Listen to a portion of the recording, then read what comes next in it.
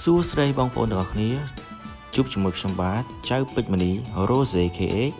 ថ្ងៃនេះផងដែរខ្ញុំបាទជួនប្រវត្តិទូកងមួយគ្រឿងដែលល្បីល្បាញប្រចាំខេត្តបាត់ដំបងក៏ជាជើងខ្លាំងមួយរូបប្រចាំខេត្តបាត់ដំបងផងដែរតើប្រវត្តិទូកងយ៉ាងណាសូមអញ្ជើញស្ដាប់ដូចតទៅ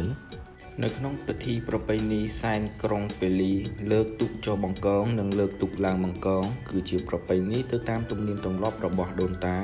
និងព្រះគ្រូចៅអធិការវត្តព្រែកនរិនស្រុកឯកភ្នំនៃខេត្តបាត់ដំបងដែលតែងតែប្រពៃធ្វើជារៀងរហូតមកក្នុងខណៈពេលដែលគេយកទូកងទៅអុំប្រណាំងលេងនៅក្នុងពិធីបុណ្យផ្សេង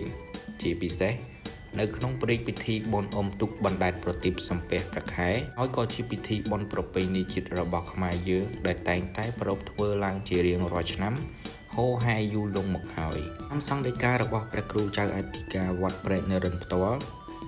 ហើយក៏ជាអ្នកទទួលឃុំក្រងទូកនិងផ្គត់ផ្គង់ដល់ក្រុមកីឡាករពេលដែលចេញទៅអុំប្រណាំងនិងការហាត់សមត្រៀមចេញទៅប្រកួតបានឲ្យដឹងថា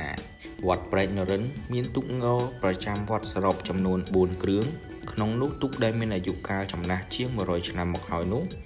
មានឈ្មោះថានរិនរាំងសីស្រីសពិចិត្រដែលជាទូកងដែលមានប្រវត្តិអុំប្រណាំងមិនដែលចាញ់ទាល់តែសោះតែបច្ចុប្បន្នទូកងនេះបានចូលនិវត្តន៍ទៅហើយដោយជំនួសមកវិញនៅទូកថ្មីដែលមានឈ្មោះថានរិនរាំងសីពិជ័យចតុបុត្រហើយនៅឆ្នាំ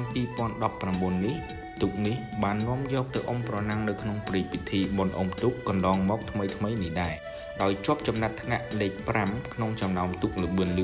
និងទទួលបានជ័យលាភីចំណាត់ថ្នាក់លេខ1ផ្នែកសោភ័ណភាពទូកស្អាតជាងគេនៅទូទាំង